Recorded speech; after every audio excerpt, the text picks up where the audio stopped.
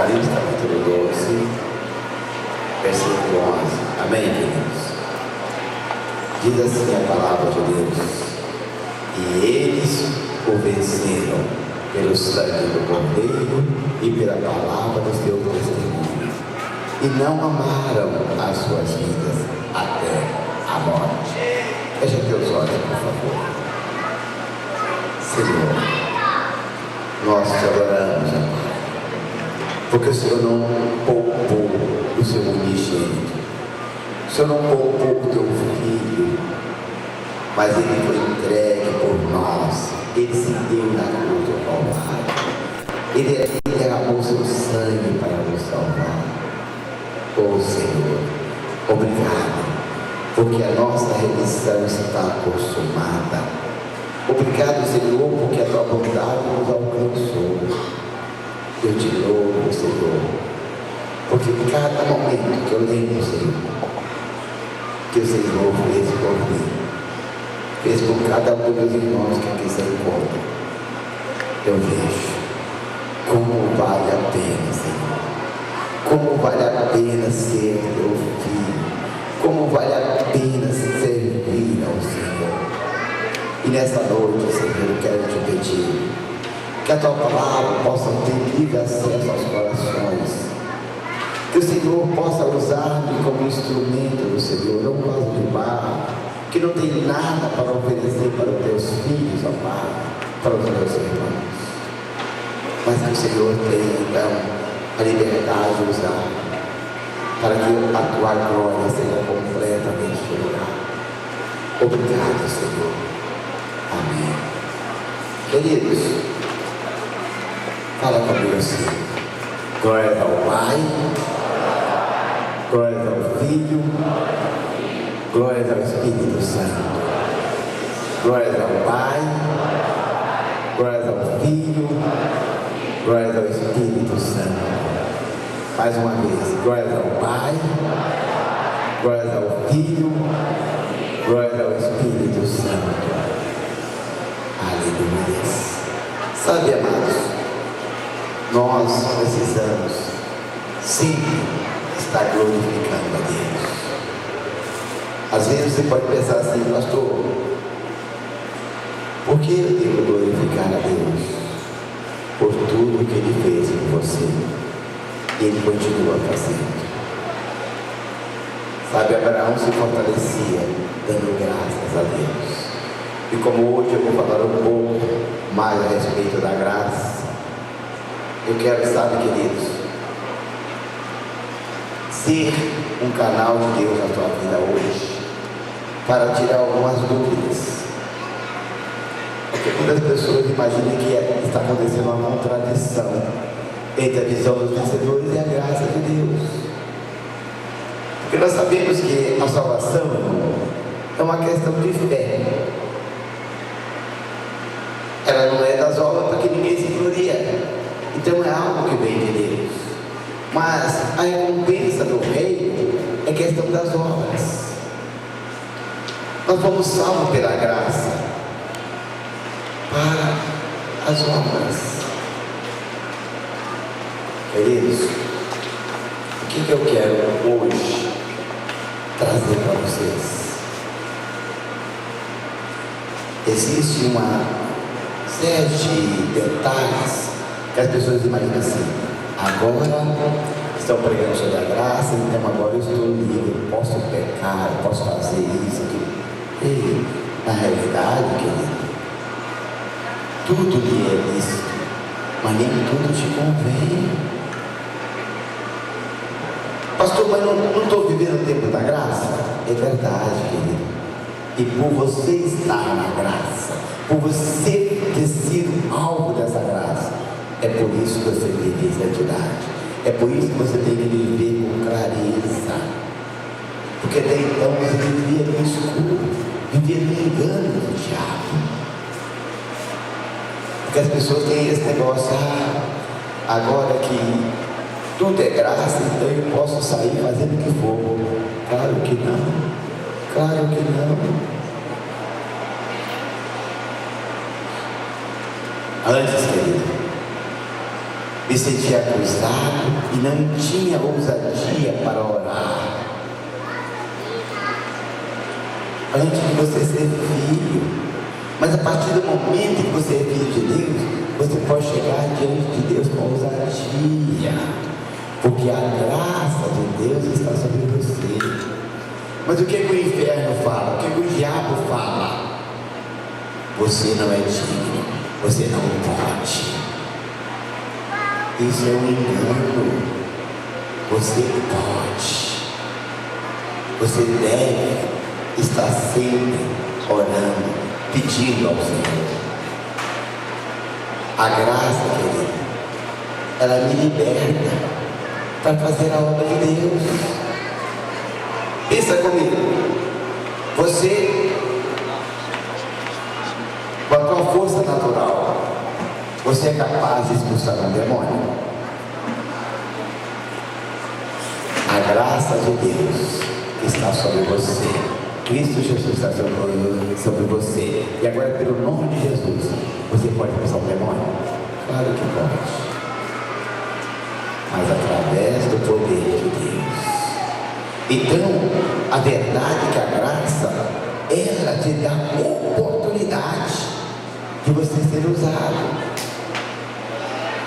Qual de nós temos condições de curar alguém pela nosso conhecimento e pela força própria? Eu quero dizer para vocês, querido, nós não temos essa condição. Mas quando nós entendemos Cristo Jesus, quando nós recebemos essa graça, então agora podemos, porque Ele mora em nós, Ele está dentro de nós. Então agora nós podemos ser instrumentos de Deus para curar. Antes, querido, eu vivia debaixo da acusação, com medo, mas agora estou na paz de Deus. Agora, querido, eu posso enfrentar as dificuldades porque eu sei o resultado. E qual é o resultado, pastor? Você é mais do que vencedor em Cristo Jesus.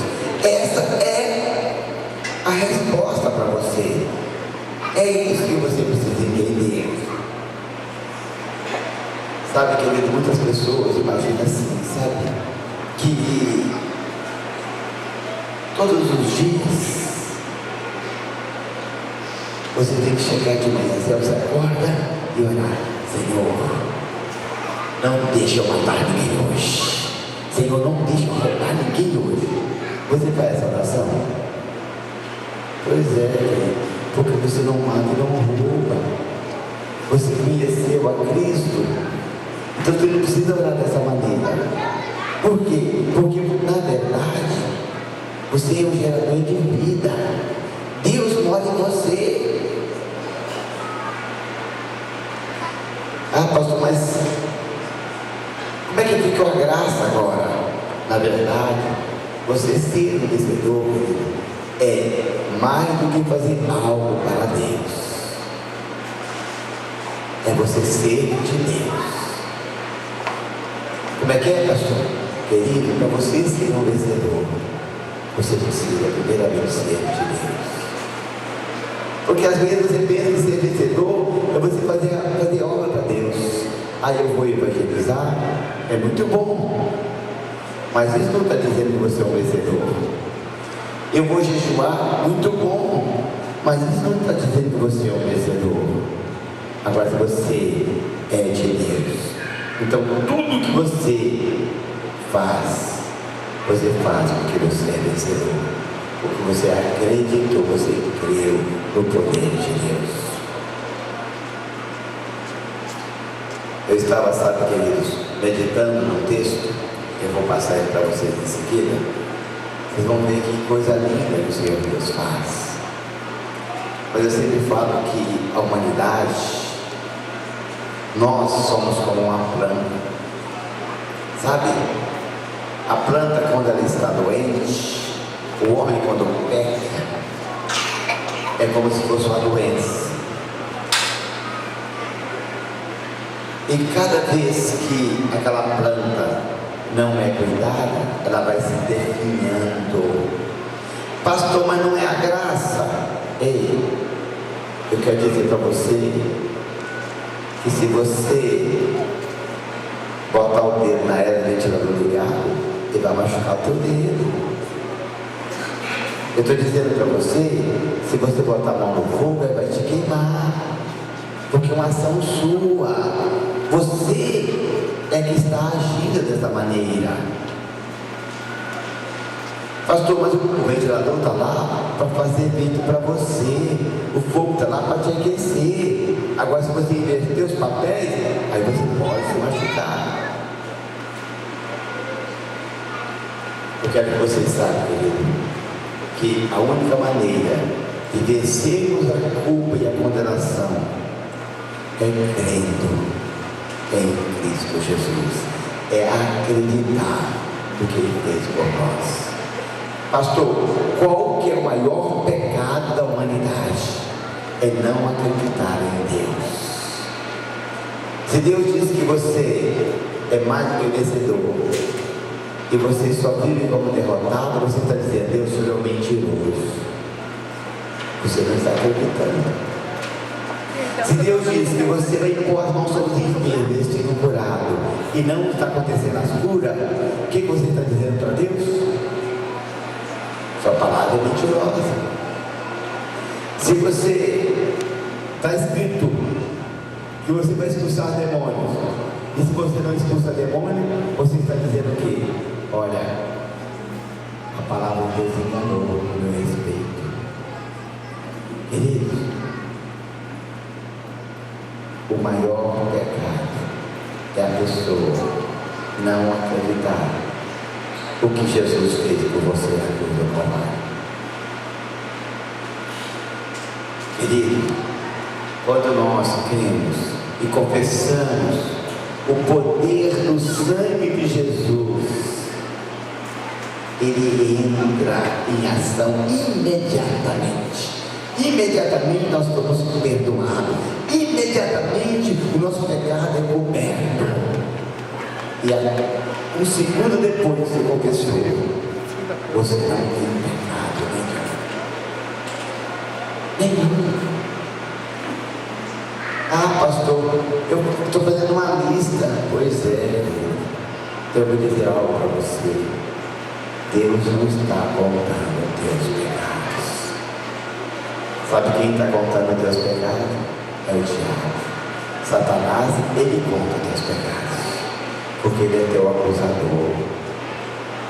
Ah, pastor, mas eu pensava que o Espírito Santo está me lembrando que eu pequei. Pois é, não é.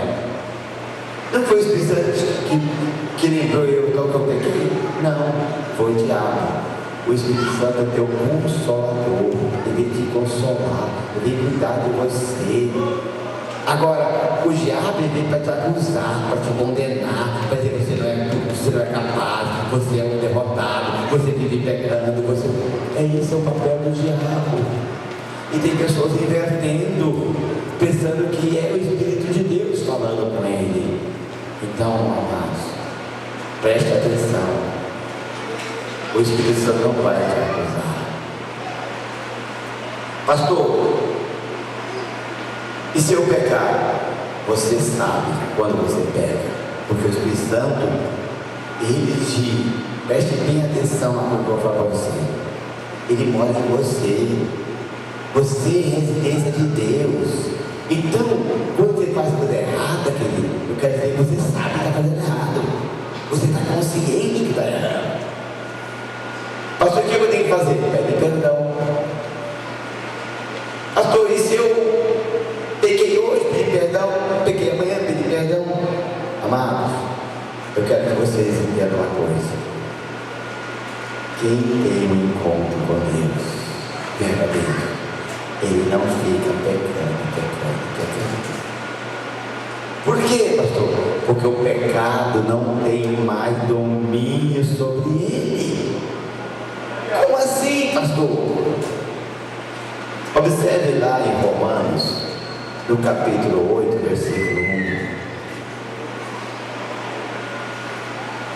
Lá diz: portanto, agora já não há condenação para os que estão em Cristo Jesus. Por que não tem mais condenação, pastor? Porque a partir do momento que você recebeu a Cristo Jesus, você está livre. Mas a visão da igreja, irmão, ela não envolve muitas cobranças. Isso não anula o descanso da graça de Deus? Querido, de fato, nós somos uma igreja de vencedores e há cobrança reais. Só que se você olhar em 1 Pedro, no capítulo 2, no versículo 9, você foi adquirido, você é propriedade exclusiva, você é sacerdócio reais, você é santo, querido. E santo vive em santidade, santo vive sem pecar. É isso que eu quero falar para você. É dessa maneira que temos de nos portar. Você não é, querido, um derrotado. Você é vencedor. Às vezes fica pensando, pastor, mas por que eu pego então? O apóstolo Paulo, ele diz uma certa oportunidade na palavra, que muitas vezes o que eu quero fazer eu não faço, o que eu quero eu faço. O que ele estava dizendo? Ele está dizendo que ele ia pecar? Claro que não. Ele está nos ensinando que nós devemos lutar contra a vontade da nossa carne. Nós devemos saber que o Senhor está agora sobre nós, e agora nós podemos vencer. Sabe, queridos, às vezes você pode pensar assim, eu gostaria muito, pastor, de não pecar nenhuma vez mais. Eu quero contar algo para você.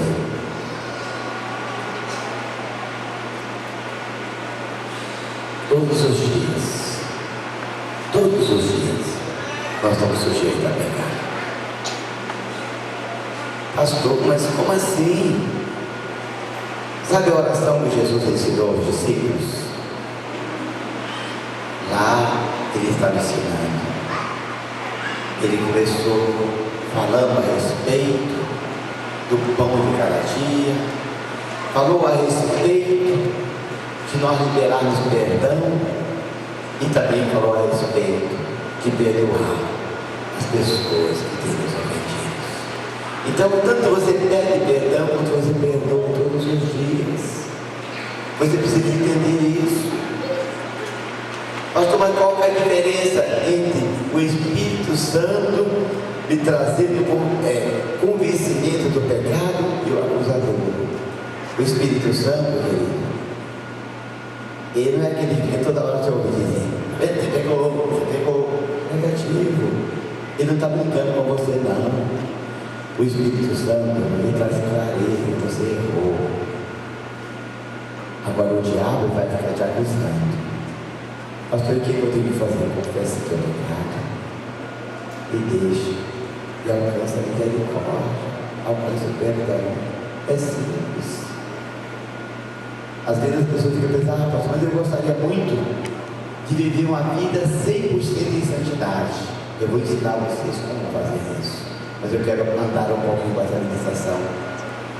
Querido, o Espírito Santo, na verdade, ele está trabalhando para convencer o crente que ele é justo em Cristo Jesus. Esse é o trabalho. O Espírito Santo quer te convencer que você é justo. Pastor, por que eu sou justo? Porque você é justificado pelo sangue de Cristo. Você é justo porque Cristo já o fez na cruz. Mas pastor, tem 2000 anos. Pois é, querido, e continua valendo. Mesma coisa. Lá no Evangelho de João 16, versículo 8, diz assim: diz que o Espírito Santo veio para convencer o mundo do pecado e da justiça e do juízo. Ele veio convencer quem mesmo, irmão? O mundo. Então você que já é filho, não é você que está convencendo você quer convencer que você já é justo. Agora o mundo, ele veio convencer o mundo do pecado. Ah, pastor, mas por que o mundo? Querido, você vai ver que eu estou falando aqui de algo muito sério. Observe que ele veio para convencer o mundo. Sabe, querido, é mesmo assim, não é convencê-lo de cada pecado em plural, mas veio convencer o mundo de um pecado original. Qual que é o pecado original da humanidade? Não acreditar em Deus, não crer em Deus. Esse é o pecado da humanidade. É quando o homem não acredita que Deus é poderoso para fazer. Querido, Deus pode sustentar uma fé correta no sangue de Jesus. Você não precisa, querido, ficar vivendo aquela agonia. Hoje eu estou salvo, amanhã não estou. Hoje eu peguei, amanhã. Lembra, tudo que você precisa está ali na cruz do Calvário. É Jesus. Se você entender a justiça de Deus na tua vida, você não vai ter mais dificuldade de entender a graça. Hoje, você pode estar pensando assim: pastor, mas o pecado ainda me rodeia. Então você abre a Bíblia lá em Romanos, no capítulo 6, do versículo 14.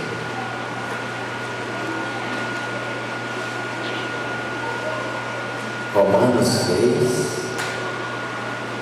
versículo 14. Lá diz assim: porque o pecado não terá domínio sobre vós, pois não está debaixo da lei, mas você está debaixo da graça. O pecado agora não te domina mais, porque você recebeu a Cristo Jesus. Antes você andava no escuro, você não tinha clareza, não tinha luz. Agora você tem a luz de Deus em você.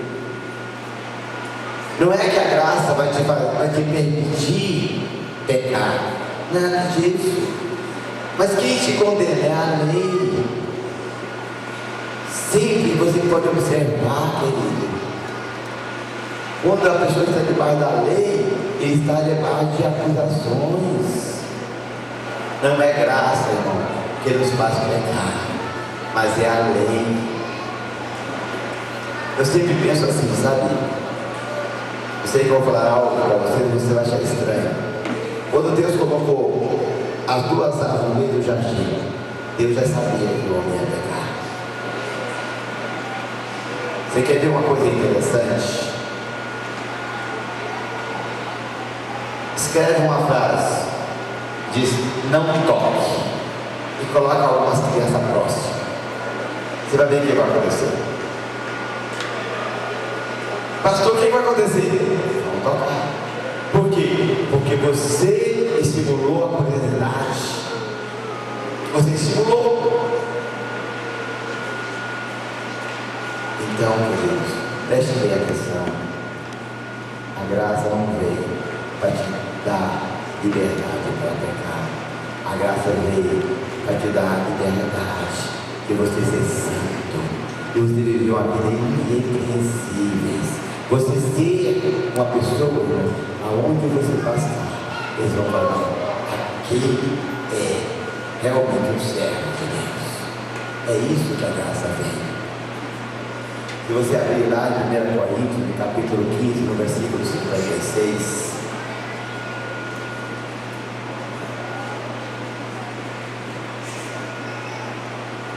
Coríntios 15, versículo 56.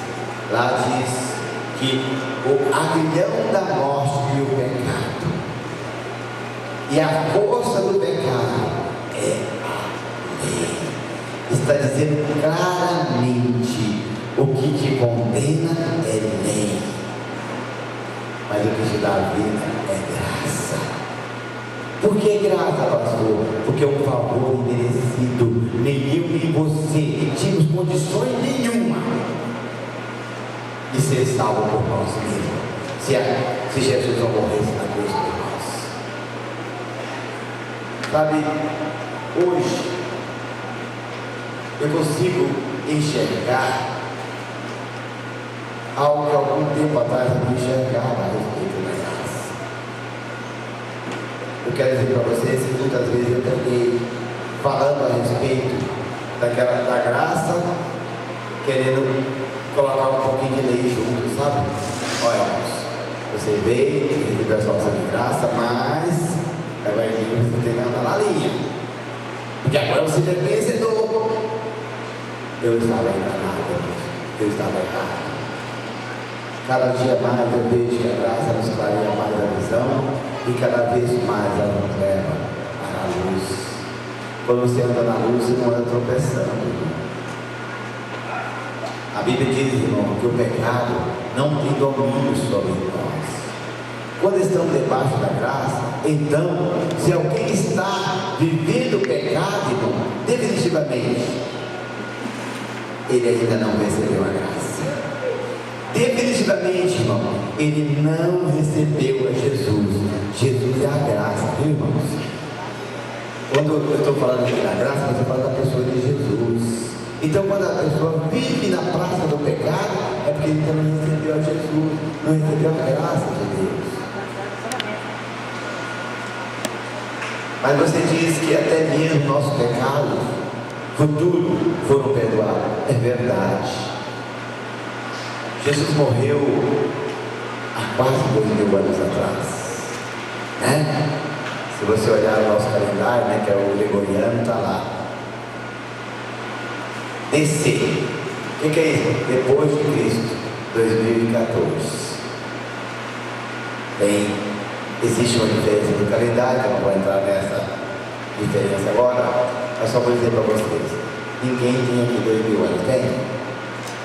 Pois é, Jesus morreu há 2000 anos atrás, e o sangue continua valendo hoje, e vai valer para a eternidade. Então, o que eu estou dizendo para você? Os pecados que você cometeu até hoje estão perdoados, e os que você vai cometer também estão perdoados. Pastor, como assim? Eu não estou te entendendo. Como é que você pode dizer algo desse nível? Se você abrir a Bíblia lá na carta de João, primeira carta de João, no capítulo 2, eu quero o versículo 2, mas eu vou ler o 1 também. Vocês vão ver uma coisa interessante nesse livro. Começa assim: meus filhinhos, essas coisas vos escrevo, para que não pequeis. Se alguém pecar, temos um advogado para com o Pai, Jesus Cristo justo. Agora a chave do que eu quero passar para vocês. E Ele é a propiciação pelos nossos pecados, não somente pelos nossos, mas também pelos de todo o mundo. Como é que é? É isso mesmo. O sangue de Jesus veio para apagar o pecado da humanidade inteira. Pastor, então eu não preciso aceitar Jesus para ser salvo. Ei, não é nesse caminho. Esse caminho é luciferiano, esse caminho é do inferno, esse caminho é do capeta. Ou outro nome, se quiser dar bicho ruim, bicho feio, tirar o nome que quiser parar dele. Por quê? Porque até no dia que você confessar Jesus Cristo como teu Senhor, até aquele dia você era criatura. Você só se torna filho quando você confessa a Jesus como teu Senhor e Salvador. Então, não deixa que o diabo coloque na sua cabeça de você pensar que se Jesus tem que pagar o pecado de todo mundo, você não precisa mais da graça, não precisa mais de Jesus. Não é por aí. Quando Cristo morreu na cruz, você nem sequer imaginava nascer. Você não tinha. Ah, pastor, você já pregou um tempo atrás aqui que nós somos antes da relação do mundo. Nós somos antes da relação do mundo em Deus. Mas se você olhar na sua identidade, tem uma data que você nasceu. Você nasceu dia tal. Você pode ver que está marcado. E não tem 2000 anos não, tá? É menos. Será que isso significa que não precisamos mais confessar nossos pecados? Claro que não. Lá em Romanos capítulo 10, falar claramente do versículo 9 até o versículo 13. Eu vou fazer um sanduíche do 9 ao 10 só para vocês entenderem. Na verdade, você confessa com a boca para a tua salvação, mas você crê no coração que Jesus Cristo é o Senhor. Não existe uma maneira de você receber a vida de Deus se você não ter Cristo em você. Amados, eu sempre comento com as pessoas que Jesus, ele é 100% homem. Ele nasceu, ele foi encarnado, ele nasceu da Virgem Maria. Mas eu quero dizer para você, não teve a ajuda do homem. Então ele também é 100% Deus. E sendo ele 100% Deus, ele sendo 100% Espírito, ele pode pegar na mão de Deus. E sendo ele homem, ele pode pegar na mão humana. E ele faz o vivo caminho, que está lá em João 14, versículo 6, quando ele diz: eu sou o caminho, a verdade, a vida, ninguém vai ao Pai senão por mim. É essa ligação que ele faz. Eu preciso e você precisa dessa ligação. Pastor, como é que eu consigo fazer essa ligação?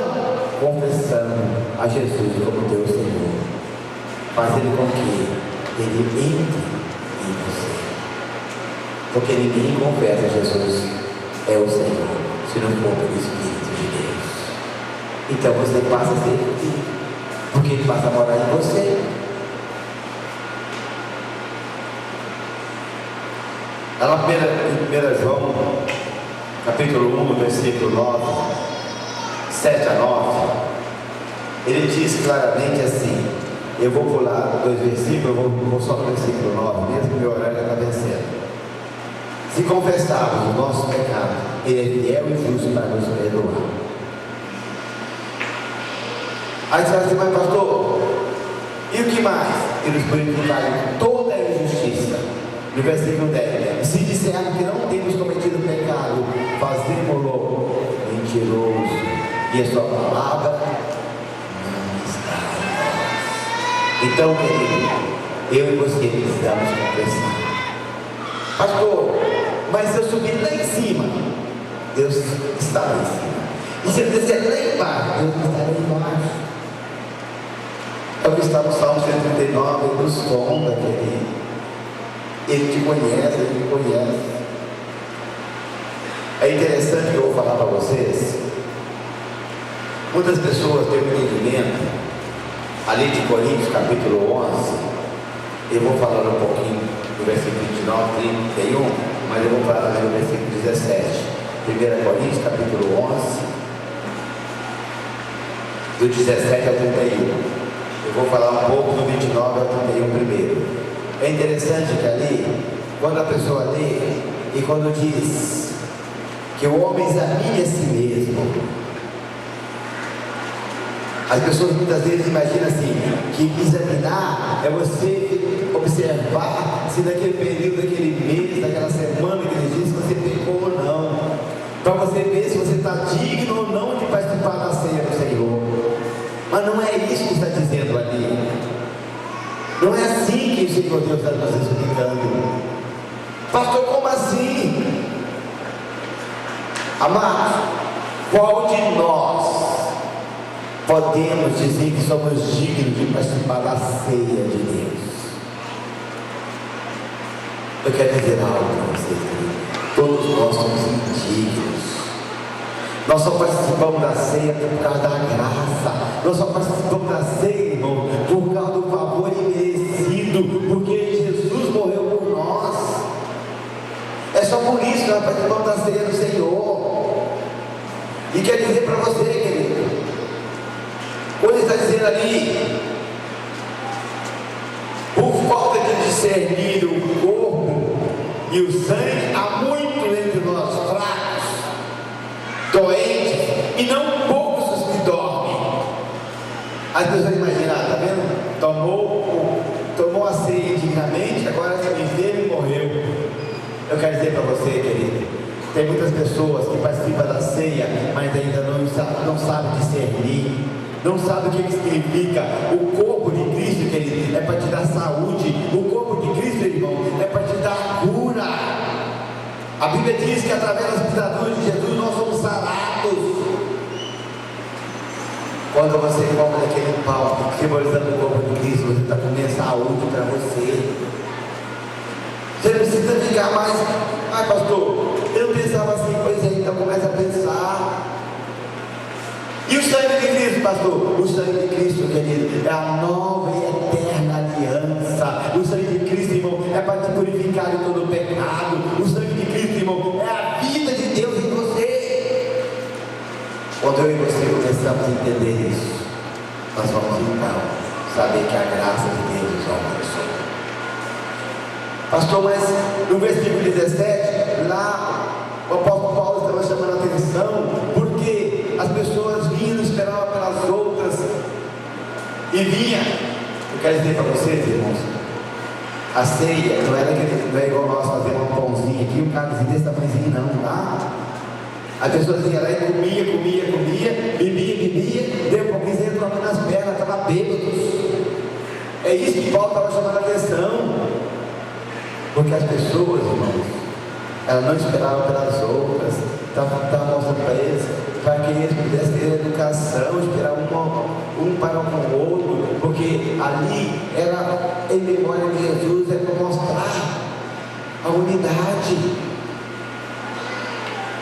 Agora, quando nós falamos, irmãos, que nós precisamos discernir, porque quando eu entendo, irmão, que eu não sou digno, mas que Jesus Cristo, o santo, o justo, Ele pagou a minha entrada. Agora você passou a ser justo, você agora passou a ser digno, porque Jesus fez por você. É isso que eu quero passar para você, é isso que eu quero mostrar para vocês, para que não haja dúvida de muitas pessoas imaginar que ele está fazendo alguma coisa para receber. Querido, tudo que você precisa, Deus já fez por você. Tudo! Agora precisa que você entenda. O véu se rasgou de alto a baixo. Antes, eu e você não podíamos entrar no Santo do Santo. Havia ali alguns sacerdotes só que podiam fazer de ano em ano. Hoje eu e você não podemos entrar com ousadia no Santo do Santo. Hoje eu e você podemos orar sem cessar. É o que está escrito em Tessalonicenses 5, no versículo 17. Sabe? É isso que você precisa entender. Infelizmente, irmão, nas igrejas onde se fala muito da graça, as pessoas se tornam sem compromisso. O ensino da graça precisa ser equilibrado? Claro que não. Como é que se equilibra algo que Deus fez por você? Irmão, você devia uma conta impagável. Eu devia essa conta. Todo que eu, irmão, se eu vivesse todos os dias da minha vida de joelhos, chorando, pedindo, sabe, para que fosse paga essa conta, e ainda não conseguia, porque a conta, irmãos, era alta demais. Mas veio meu Senhor, Ele te fez pobre para que eu e você pudéssemos ser ricos. Ele veio e falou: eu vou pagar a tua conta, eu vou pagar por você. Eu vou te substituir. Estava destinado para você a cruz, estava destinado para você uma morte terrível. Eu morro por você, eu pago por você. É isso que nós precisamos entender. A graça, querido, é algo deixar, irmãos, que as pessoas tentem equilibrar com a lei. Não há possibilidade, irmão. Nunca devemos pensar que equilibrar a graça falar da lei. Querido, a lei é o mistério da morte. Acredita em mim. A lei gera morte. Por isso que a Bíblia diz que a letra mata, mas o Espírito vivifica. Nós precisamos entender. Deus quer gerar em mim e você vida. Ou você acha que deixou a lei só para nos matar? Não é esse o propósito de Deus. Todavia, irmão, precisamos ter cuidado com aqueles que falam de uma outra graça que não é a do Senhor. Que tem pessoas que querem levar a graça de uma maneira. Tudo eu posso fazer tudo. Ei, preste atenção. A graça, ela veio para mudar a tua vida, mudar a tua história. Existem alguns princípios, irmãos, pensamentos completamente enganosos. Quer ver um pensamento enganoso? O primeiro, o tipo é aquele que pensa que a graça é provisão para a falta de compromisso com Deus e com a igreja. Tal pessoa, irmão, não entende, nunca provou a graça de Deus. Por quê? Não estou na graça, então não precisa fazer mais nada. Está enganado. Quer ver o outro segundo tipo? É aquele que ensina a universalidade. Eles dizem que por causa da graça todos já estão salvos, quer creia em Cristo ou não. Isso é algo do inferno, isso é algo do diabo. Como é que a criatura, irmão, até o dia que você confessar a Jesus, você é criatura, como é que a criatura pode falar uma coisa dessa? Amado, você só tem a ganhar quando você recebe a Jesus Cristo. E quando você não recebe, você só perde. Essa é a verdade. Lá em João, no Evangelho de João 1, no versículo 16 e 17, na verdade eu queria ler dentro do 12, mas não vai dar tempo não. No 16 e 17 diz: porque todos nós temos recebido da sua plenitude graça sobre graça, porque a lei foi dada por intermédio de Moisés, mas a graça e a verdade vieram por meio de Jesus Cristo. A verdade, irmão, a graça, ela é Cristo em nós. Essa é a verdade. Muitas pessoas têm um pensamento perverso, né? De uma mente doentia. E ele começa assim: estou na graça, não preciso mais fazer coisa alguma, porque estou na graça. Agora eu posso trabalhar realmente, porque eu sei que eu posso todas as coisas que me fortalece, porque agora eu sei que como eu estou na graça, tudo que eu fizer em nome do Senhor, Ele vai me dar. Eu posso pedir, eu posso entrar com ousadia diante do Santo do Santo. Outros pensam assim: estou na graça, jamais serei julgado por Deus. Engana-se. Por quê, pastor? Porque está escrito, se você olhar lá em 2 Coríntios capítulo 5, no versículo 10, lá diz que todos nós nos apresentaremos diante do tribunal de Cristo e seremos julgados às obras boas e às más. Eu poderia dar mais texto para vocês, para mostrar que todos nós seremos julgados. Pastor, mas seremos julgados para condenação? Não, se você recebeu Cristo Jesus, você está salvo, mas as tuas obras vão passar pela prova. Sabe, queridos, às vezes as pessoas imaginam que a prova ela é só aquela lá que está lá em 1 Coríntios 3, do versículo 10 ao 15, que as suas obras vão passar pela prova do fogo, e se permanecer, você receberá a razão. Eu quero dizer para você, querido, você vai passar pelo teste. Tem pessoas que pensam assim: pastor, estou na graça, não preciso mais contribuir, é tudo na graça. Mas eu quero dizer algo para você. Lá em 2 Coríntios capítulo 8, eu gosto muito do versículo 1 ao versículo 7, mas eu vou falar só do versículo 4, porque o tempo está limitado. No versículo 4, irmão, nós vemos que as pessoas, a cidade, ela era, sabe, pessoas muito humildes, muito pobres, e elas se ofertaram com tanta generosidade que inclusive foi escrito esse texto sobre eles. O que eu estou dizendo para você? Quanto mais você recebe da graça, mais você é generoso, mais você quer ofertar, mais você quer dizimar. Sabe por quê? Porque é um privilégio poder contribuir para que o reino de Deus avance nessa terra. É isso que as pessoas precisam compreender. Pastor, estou na graça, então não preciso mais orar. Irmão, antes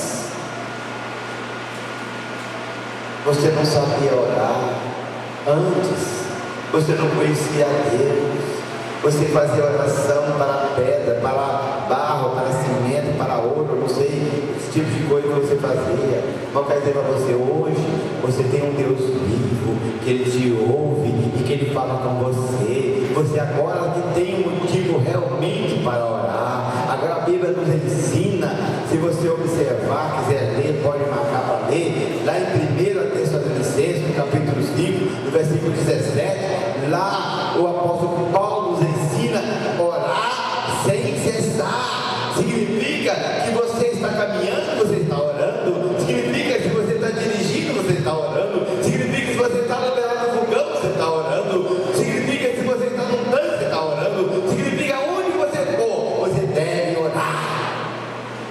É orar sem cessar. Ah, pastor, mas é graça. Pois é, querido, porque agora você tem livre acesso ao Pai. Pensa comigo. Se você tem essa oportunidade de falar com o Pai, você vai ficar calado perto dele, não vai falar nada. Eu gosto de conversar. Queridos, estou na graça, não preciso mais jejuar. É verdade, querido. Eu quero falar algo para você. O jejum não é para Deus. Não, pastor, claro que não. É para nós, querido, para que a disciplina do nosso corpo, a fim de sermos aprovados por Deus. O jejum é para matar a sua carne. Mas você que está fazendo jejum para Deus, Deus não precisa de jejum não, querido. Tudo que tinha que fazer já veio na cruz. Se você pegar lá em 1 Coríntios, capítulo 9, 24 ao 27, ele vai falar um pouco a respeito do jejum. O jejum é oração intensificada. Para quê? Para que você possa se chegar mais e mais diante de Deus. É para você. Estou na graça, não tem que me preocupar com a santidade. Porque estou na graça, posso andar em santidade, porque o pecado não tem domínio sobre mim, porque agora eu venci o pecado. É isso que é a graça, querido. A graça é você andar na contramão do mundo. Você está aqui hoje, muitas pessoas estão lá no carnaval, vaiando, fazendo coisas erradas. Você está aqui por quê? Você está na contramão do mundo. Você escolheu a melhor parte, escolheu viver uma vida santa.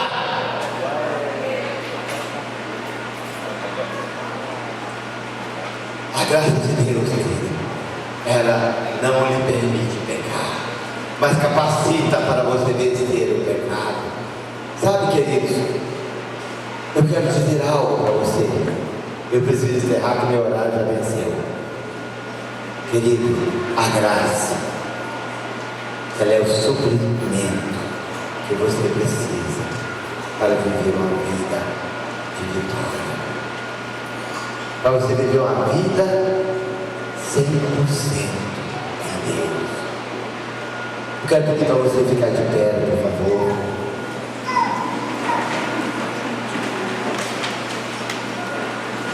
Quero pedir para você fechar os olhos um pouquinho, pedir para a banda subir também aqui.